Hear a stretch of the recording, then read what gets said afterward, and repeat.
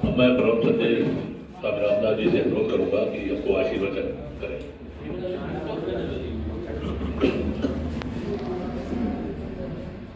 गुरु नानक देव की जय, जगत गुरु श्री चंद्र भगवान की जय। मेरे हृदय में समा हुए हमारे सिख समाज के सब बंधु परमजीत सिंह जी, सिंधी समाज के सेंट्रल पंचायत के अध्यक्ष ईसरानी जी, भूज पंचायत के अध्यक्ष साबुमल जी, माधु चांदवानी जी और बैरागर भोपाल के कोने कोने से आए हुए सभी संत महात्माओं को भी मैं नमन करता हूँ और कुछ सिंधी समाज के सदस्य तथा विश्व को अपने लेखों द्वारा प्रकाशित करने वाले, सूचना पहुंचाने वाले हमारे प्रेस के बंधु। मेरा नाता तो शुरू से सभी से ऐसा रहा है। मैं अपना व्यक्तिगत विचार बताऊं तो मैं तो किसी को पराया समझता ही नहीं हूं। सिख समाज और सिंधी तो भाई भाई हैं ही।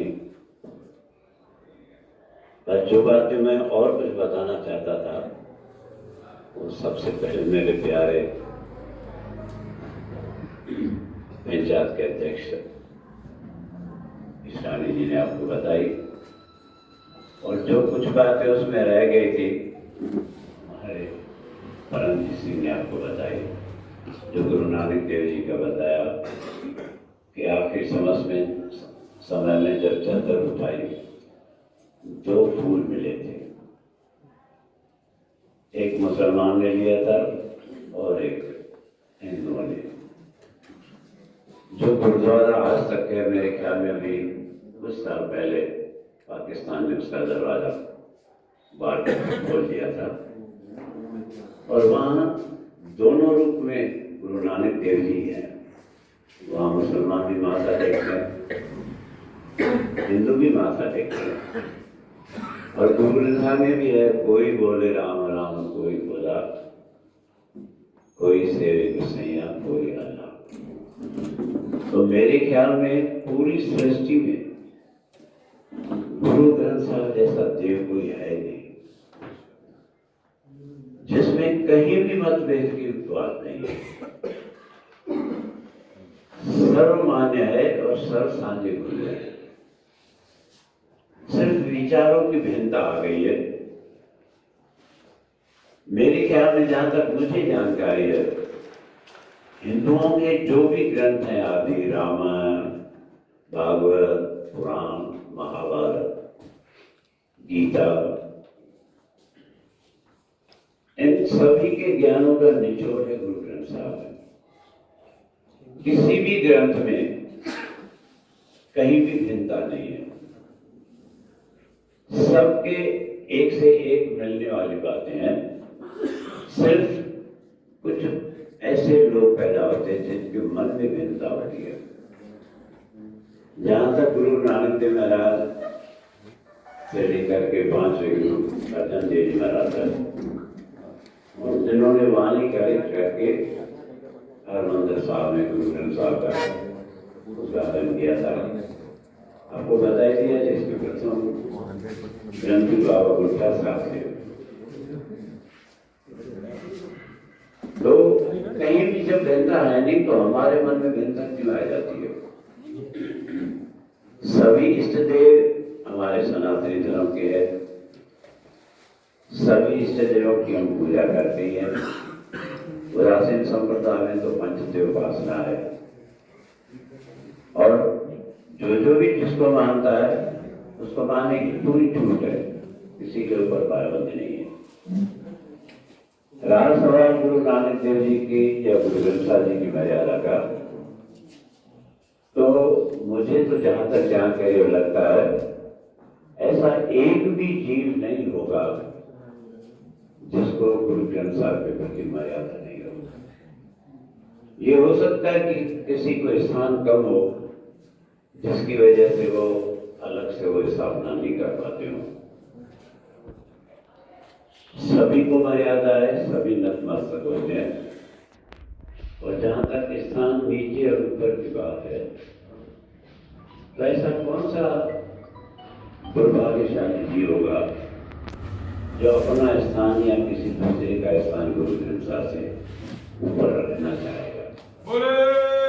मेरे ख्याल में ऐसा होगा ही। एक परिस्थितिवश कहीं अलग बात है। मुझे याद आया कुछ दिन पहले, कुछ साल पहले क्यों, 25-50 हमारे सिख भाइयों के सरदार लोगों के मेरे पास आए थे। और मेरा तो शुरू से संबंध है, सबसे संबंध है। मुझे तो यह है कि कोई मुझे गालियां देने वाला भी होगा ना, तो मैं उससे भी प्यार करूंगा, ये मेरा ध्येय है।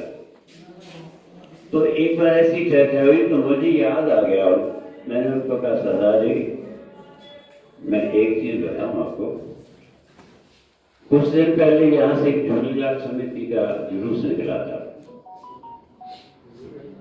उसमें वैन में मीटिंग के गुरु ग्रंथ साहब की सवारी रखी थी। बोले हाँ।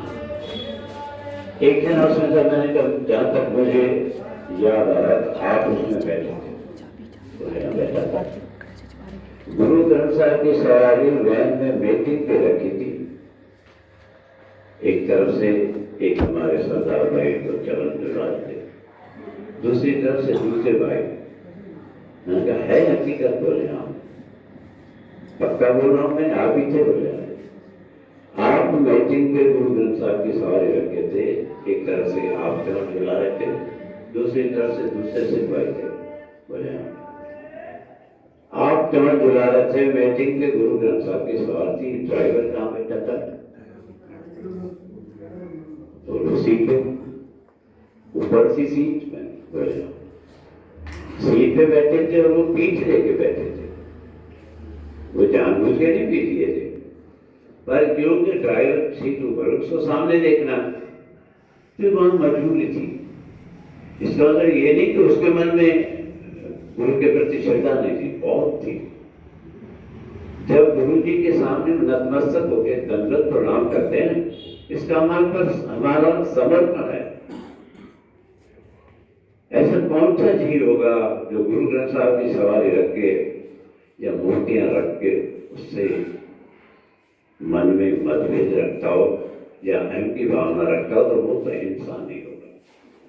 गुरुओं के प्रति, इष्ट देवों के प्रति हमारे मन में अगर भावना नहीं है तो फिर हम मनुष्य कैसे कहलाएंगे? फिर तो हम तो जानवर से भी करता है। तो श्रद्धा तो है ही, कहीं कहीं वस्तु स्थिति या परिस्थिति ऐसी होती है।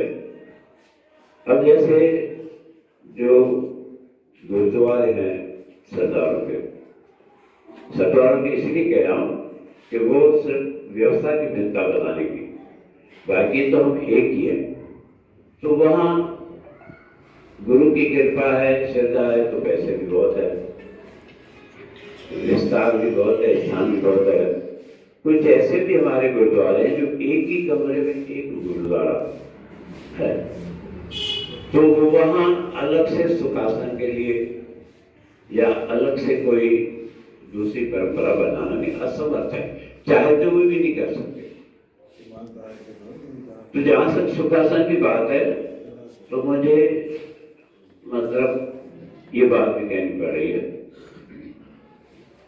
कि गुरु साहब के सुखासन हम कहते हैं, पर देखिए जब अखंड पाठ साहब रखते हैं तो शिष्य सोते रहते हैं, गुरु ग्रंथ साहब जागता है। ये हमारे बड़ों की जो है महानता है।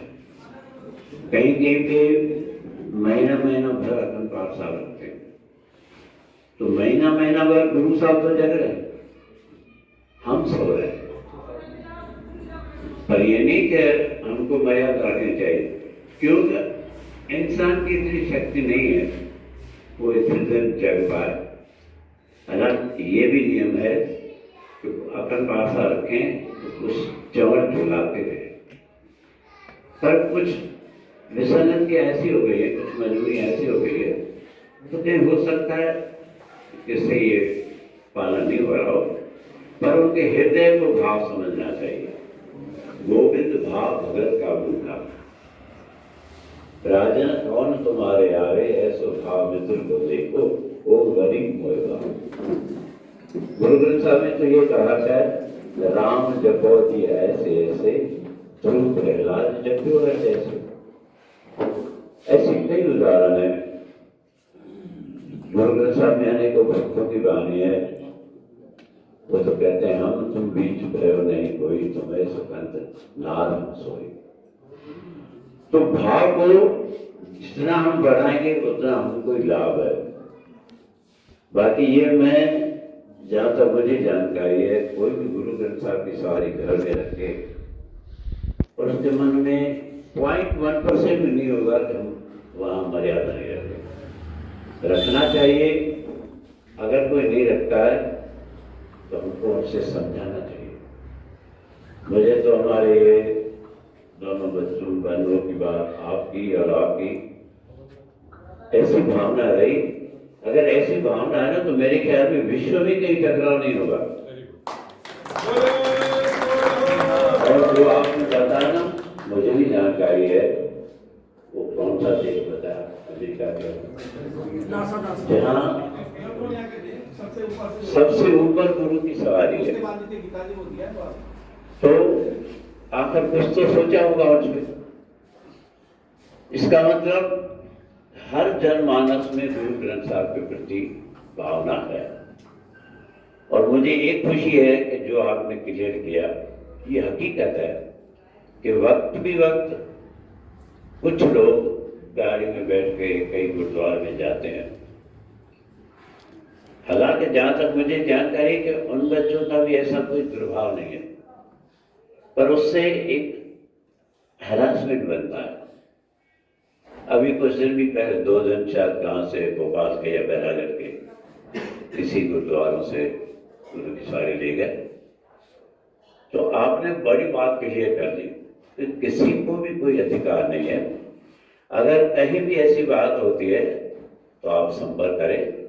और ये संपर्क हम नहीं कर पाएंगे इतना जितना आप कर पाएंगे और आप कर पाएंगे। तो ये भी खुशी की बात है, आपकी दिक्कत तो दूर हो जाएगी।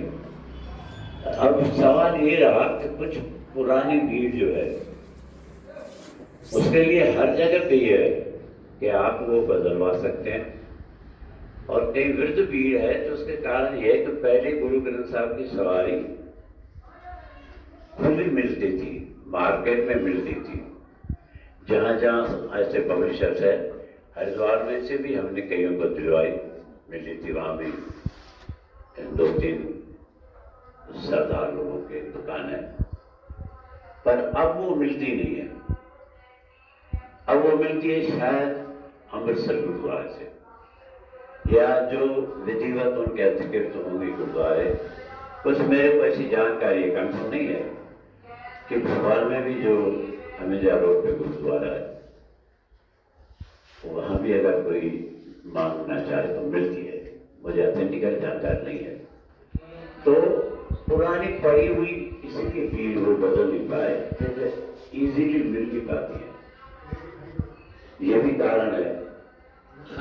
बाकी पुराने भी तो रखने, मतलब उसको जो भी उनका विधिवत रूप है उस हिसाब से कर सकते हैं, पर जमा भी करा सकते हैं।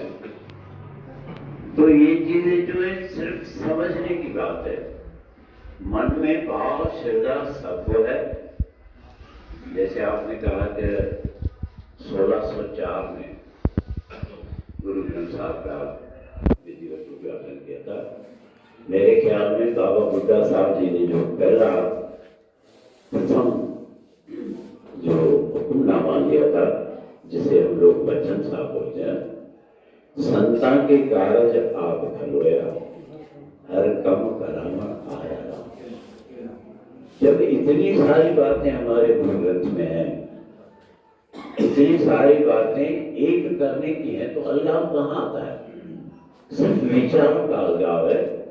तो उसमें थोड़ा बदलाव आना चाहिए। और जैसे बताया भाई वहाँ इंदौर में एक घटना हुई, तो हम उसको आपस में मिल बैठ के सुलझा सकते थे, उसमें क्या दिक्कत थी? कहीं किसमें भी है नहीं, कोई आपस में बैठ के बात करने के लिए ऐतराज करता ही नहीं, तो क्या दिक्कत है?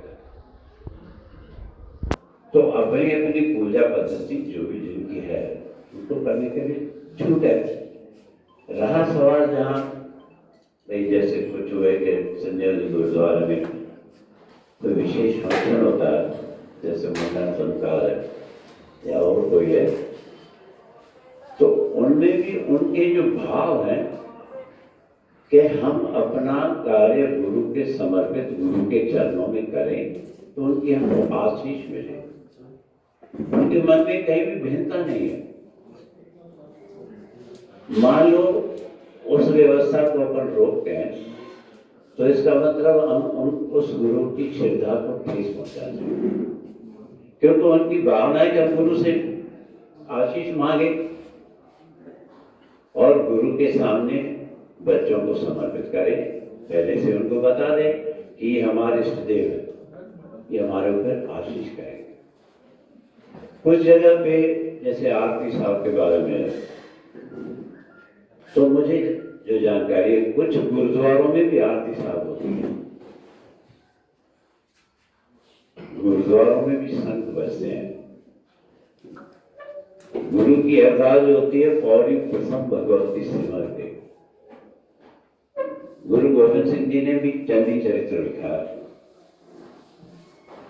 तो पर ये जो भी है, एक रूपता की भावना को जगाने का प्रयास है और कहीं भी भिन्नता नहीं है। मान लीजिए कहीं ऐसी होती है या अपन को लगता है कि यहाँ उस मानना में फर्क है, तो उसको अपन समझा सकते हैं, उनका उत्साह बढ़ा सकते हैं।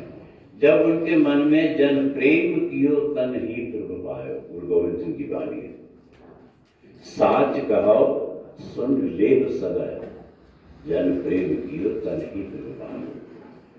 जब ऐसी भावना हमारे गुरु भी हमको सिखा के गए, तो हमको उनका भी आदर करके, और मैं तो ये कहना चाहूँगा, जितनी ज़्यादा से ज़्यादा मर्यादा हम अपने गुरुओं की रखेंगे, उतनी हमारे ऊपर कृपा बढ़ेगी। तो ये चीज़ ध्यान में रख के कहीं भी अवमानना नहीं हो। उदासीन संप्रदाय के और निर्मल आखाड़े वाले भी, मेरे से उनसे भी बात होती रहती है। और पंजाब में तो मुझे याद है, उदासीन संप्रदाय के अखाड़ों में, निर्मल अखाड़ों के अखाड़ों में गुरु ग्रंथ साहब की बात सवारी विराजमान है, जहाँ वो व्यक्तिगत पूजा भी करते हैं। क्योंकि मैं 1986 की बात बता रहा हूँ, हरमंदिर साहब में मत्था टेकने गया। वहाँ के जो पंच प्यारे हैं, शायद मेरे को नाम याद आ रहा है, यानी कृपाल सिंह जी थे। मेरा भोजन किया उन्होंने। उस वक्त गुरु ग्रंथ अपने गोल्डन टेम्पल से लगा हुआ ब्रह्मकुंडा अखाड़ा है, मैं वहां से हो गया था। चैनल गेट था, अब वो पूरी दीवार हो गई है, चैनल गेट था। मैं ब्रह्मकुंडे अखाड़े में ठहरा था और ब्रह्मकुंडे अखाड़े के जो महंत थे वो मुझे ले चले, पंच प्यारों से मुलाकात करी। इतना हृदय से हम एक दूसरे को मानते हैं, जानते हैं, तो मतभेद की भावना आनी ही नहीं चाहिए। उसी चैनल गेट से हम अंदर गए थे, मथा टेका। तो ये आदि से चलता हुआ आ रहा है, तो हमको उस मर्यादा से मानना चाहिए, मर्यादा से पूजा करनी चाहिए। और जैसे घंटा बजाना जो वो है, शंख बजाना, ये भी परंपरा शुरू से चलती आ रही है। उसमें भी हमारे मन में श्रद्धा है, भाव है गुरुओं के प्रति, दरबार के प्रति, मंदिर के प्रति। तो जितनी भावना कोई दिखाना चाहता है, भाव से रहे और मर्यादा में, कोई भिन्नता नहीं है। बाकी ये जो छोटी छोटी बातें हैं, मुझे तो आज ये बैठक, ये जो थोड़े से दिनों में पिछड़े हुए नाते थे, पिछड़े हुए लोग थे, जिन्हें अपार खुशी हो रही है। और मैं चाहूँगा अगर बन सके तो ऐसी बैठकें जल्दी जल्दी हों, महीने भर भी हो तो और भी ज़्यादा अच्छी है। तो जो भी विचारों का कोई भिन्नता है तो भी हल होती जाएगी, कोई ऐसी दिक्कत नहीं है। और मैं आपके राय से बिल्कुल हूँ कि कौन से लोग वहाँ पहुँच गए जिन्होंने ये किया है कि हमारे इन लोगों के इष्ट देवों को उठा के फेंकना, क्या किया है, क्यों पत्थर रखा है, ये भाषा ठीक नहीं है। और कोई भी सभ्य व्यक्ति, सभ्य समाज का जानकार, विद्वान, संत हो, गृहस्थी हो, कोई भी बर्दाश्त नहीं करेगा। तो आज की बैठक तो मेरे को ये लग रहा है अब ये वहमत से दूर हो जाएगा। आपस में नज़दीक आए हैं, पहले भी थे, आगे भी रहेंगे, और इस प्रकार की व्यवस्था कोई नहीं होगी। सब कुछ छूटे, अपनी परंपराएं बनाए रखें, पूजा करें, जितनी मर्यादा ज़्यादा रखेंगे उतना हमको फल ज़्यादा होगा। बहुत खुशी है कि हमारे करमजीत सिंह ने ये बात पहले ही आप सबको क्लियर कर दी कि कोई भी अधिकृत नहीं है। अगर ऐसा कोई आपकी जानकारी में है, तभी तो आपने कहा कोई भी आता है तो आप हमसे संपर्क कीजिए और उनको आप बेमतलब इतनी